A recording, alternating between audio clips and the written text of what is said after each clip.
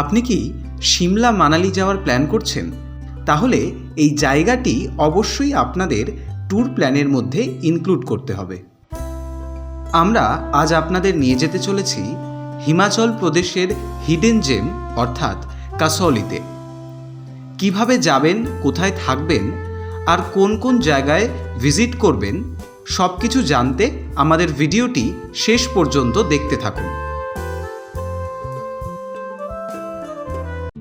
কাসৌলি হলো এক কথায় ন্যাচারাল বিউটি, কলোনিয়াল আর্কিটেকচার এবং রিচ হিস্ট্রিতে সমৃদ্ধ একটি অসাধারণ ট্যুরিস্ট স্পট। চলুন তাহলে দেখি এখানে কোথায় কোথায় ঘুরতে যাবেন। কাসৌলি হলো ছোট্ট একটি হিল স্টেশন, যার বেশিরভাগ এরিয়াই আর্মি ক্যান্টনমেন্টের অন্তর্ভুক্ত।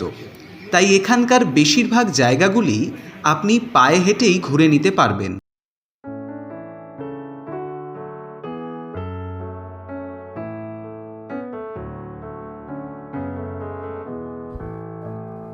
আমরা এখন দাঁড়িয়ে আছি হিমাচলের সবচেয়ে পুরনো চার্চের সামনে। এটা হচ্ছে ক্রাইস্ট চার্চ, যেটা 1844 খ্রিস্টাব্দে ইংরেজরা তৈরি করেছিল।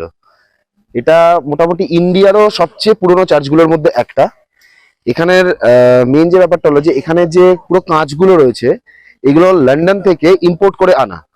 ভেতরে ফটোগ্রাফি করার পারমিশন নেই, তো বাইরে আমরা যে কাঁচগুলো দেখতে পাচ্ছি ওপরে বা ওই দিকের কাঁচগুলো সবকটা কিন্তু ওই কাঁচই, যেটা লন্ডন থেকে আনা হয়েছিল।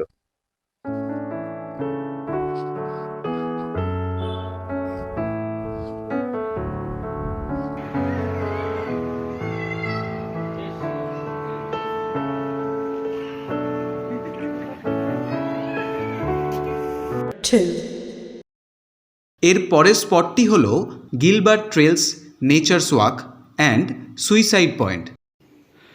কাসৌলি মেন ট্যাক্সি স্ট্যান্ড থেকে এই গিলবার্ট ট্রেল, যেটা এখানকার একটা অন্যতম ভিউ পয়েন্ট, সেদিকে আমরা যাচ্ছি। ডিস্টেন্স 2 কিলোমিটারের মতো, হেঁটেই চলে আসা যায়। গাড়ি চলে, এখানে ট্যাক্সি করে আসে, তবে অকারণে পয়সা দেওয়ার কোনো মানে হয় না। 2 কিলোমিটার ঘুরতে ঘুরতে চলে আসবেন। রাস্তাটার এখান থেকে একটা মোড় নিয়েছে, যেখান থেকে গিলবার্ট ট্রেলসের দিকে যায়। আমরা যাচ্ছি ওইদিকেই। প্রকৃতিপ্রেমী মানুষের জন্য এই স্পটটা হলো একটা স্বর্গরাজ্য। 1.5 কিলোমিটার দীর্ঘ পাথুরে সবুজে ঘেরা রাস্তায় হেঁটে যাওয়া আপনার জীবনের এক অনন্য অভিজ্ঞতা হয়ে থাকবে চিরকাল। প্রাকৃতিক সৌন্দর্য ছাড়াও পাখিদের কলরব আপনার মনকে তাজা করে তুলবে। এখান থেকে দাঁড়িয়ে আপনি গোটা কালকা শহরের ভিউটা ওপর থেকে দেখতে পারবেন। ফাইনালি আমরা চলে এসেছি গিলবার্ট ট্রেলে।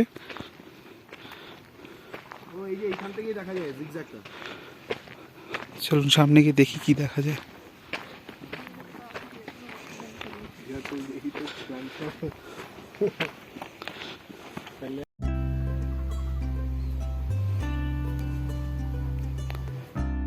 চলে এসেছি সুইসাইড পয়েন্টের কাছে। এখানে বসার জায়গা রয়েছে। এই যে আমাদের অভিকবাবু, এই যে অভিক, এই যে অভিজিৎ ঘোষ সুইসাইড করার প্ল্যানে আছে মনে হচ্ছে।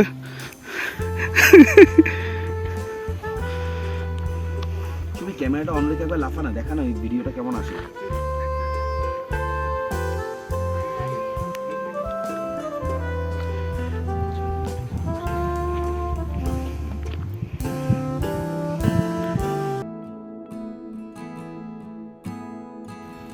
সুইসাইড ভিউ পয়েন্ট থেকে ওই যে দূরে দেখা যাচ্ছে, দেখাতে পাচ্ছি কিনা জানি না, ওই যে মন্দিরটা, ওটা হচ্ছে বলা হয় হনুমানজি যখন ভিউ পয়েন্ট সঞ্জীবনী বটি নিয়ে ফেরত যাচ্ছিলেন, সেই সময় তার একবার পা পড়েছিল এই জায়গায়। তাই এই স্থানটিতে বজরংবলীর একটি খুব সুন্দর মন্দির অবস্থিত। আমাদের পরবর্তী স্পট হলো সানসেট ভিউ পয়েন্ট। প্রকৃতির ও সূর্যাস্তের প্রতিটি মুহূর্তকে ক্যামেরাবন্দি করতে ফটোগ্রাফারদের সেরা পছন্দের জায়গা হলো এই কাসৌলি সানসেট ভিউ পয়েন্ট। এখানকার সানসেটের কিছুটা মুহূর্ত আমরা আপনাদের সামনে তুলে ধরলাম।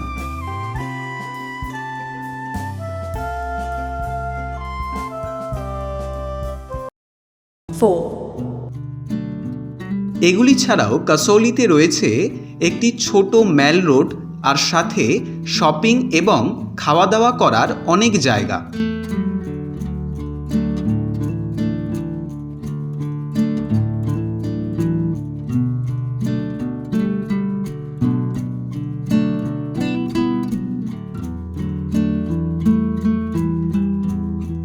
এবার দেখাই আমরা কোথায় উঠেছিলাম এখানে। এই কাসৌলি ক্যান্টনমেন্ট বোর্ড যেটা রয়েছে এর সামনেই আমরা একটা হোটেলে রয়েছি আজকে। হোটেলের নাম হচ্ছে হোটেল ইউফোরিয়া। যারা একটুখানি বাজেটের মধ্যে এখানে হোটেল খুঁজছেন তাদের জন্য খুব ভালো অপশান এটা। এই হচ্ছে এন্ট্রি। রিসেপশনে এই ভাই বসে এখানে। এখানে কন্ট্যাক্ট নাম্বার এখানে রয়েছে, তা আমি ডেসক্রিপশন বক্সে দিয়ে রাখবো আরেকবার। আর রুমটা তো আপনাদের দেখাচ্ছি এবার। আমাদের হোটেলের নাম ছিল ইউফোরিয়া। ঘর ভাড়া লেগেছিল 1200 টাকা 3 জনের জন্য। এই হোটেল ছাড়াও বেশ কয়েকটি ভালো হোটেলের ফোন নাম্বার আমরা আমাদের ডেসক্রিপশন বক্সে দিয়ে রাখছি, চাইলে আপনি চেক করে নিতে পারবেন। আমাদের বেড, একটা এক্সট্রা বেড দেওয়া আছে, একটা টেবিল, একটা টিভি রয়েছে।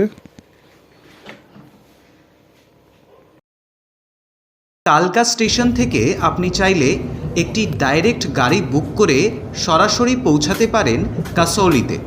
ভাড়া লাগবে 2000 থেকে 2500 টাকার মতো। আর একটু কম খরচে আসতে চাইলে সিমলা যাওয়ার যে কোনো বাসে উঠে পড়ে আপনি প্রথমে নামবেন ধরমপুর বাস স্ট্যান্ডে। ভাড়া নেবে 107 টাকা করে মাথাপিছু। সেখান থেকে ট্যাক্সি পেয়ে যাবেন কাসৌলি ম্যাল রোড পর্যন্ত পৌঁছানোর জন্য। ভিডিওটি ভালো লাগলে একটা লাইক করে দেবেন এবং চ্যানেলটিকে সাবস্ক্রাইব করে রাখতে ভুলবেন না।